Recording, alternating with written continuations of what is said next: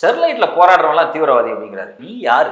நீ யோகா சொல்லித்தர போற, நீ வாழ்க்கையினுடைய மோட்சத்தை சொல்லித்தர போறன்னு சொல்லிட்டு எதிர்த்தாப்புல போராடுறவங்க நீ ஏன் தீவிரவாதிங்கிற? ஸ்டெர்லைட் வேணும், ஸ்டெர்லைட்ல தயாரிக்கக்கூடிய பொருட்கள்லாம் தேவை, மண்ணை பாதுகாக்கணும்னு சொல்ற, நதியை பாதுகாக்கணும், மனிதர்களை பாதுகாக்கணும், இயற்கையை பாதுகாக்கணும் எல்லாம் பேசுற. ஆனா ஸ்டெர்லைட் ஆலைக்கு ஆதரவா அவர் பேசுறாரு. நான் என்ன கேட்கிறேன், உங்களுடைய ஆசிரமம் இருக்கு இல்லையா, அந்த ஆசிரமத்தை அப்படியே விட்டுருங்க. இந்த தூத்துக்குடி ஸ்டெர்லைட் ஆலை பக்கத்துல நம்ம கவர்மெண்ட் கிட்ட பேசி ஒரு 100-200 ஏக்கர் அவருக்கு நம்ம இடத்த வாங்கி கொடுத்துருவோம். அவர் அங்க வந்து எதை வேணா கன்ஸ்ட்ரக்ட் பண்ணிட்டு போறாரு.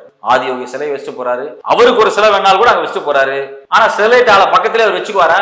அவருக்கு மட்டும் பொல்யூஷன் ஆகக்கூடாது. மேற்கு தொடர்ச்சி மலையினுடைய மலை சரிவின் அடிவாரத்தில் குழு என்ற பகுதியில் வனப்பகுதியை ஆக்கிரமித்து நீ ஈஷா மடம் கட்டி பிரம்மாண்டமா ஸ்பீக்கர் லைட் எல்லாம் வச்சுக்கிட்டு நீ சிவராத்திரி கொண்டாடுவ. இத்தோட நிக்கல. 8 வழிச்சாலை போடலன்னா மாட்டு வண்டியில போவீங்க அப்படின்னு கேட்கிறாரு.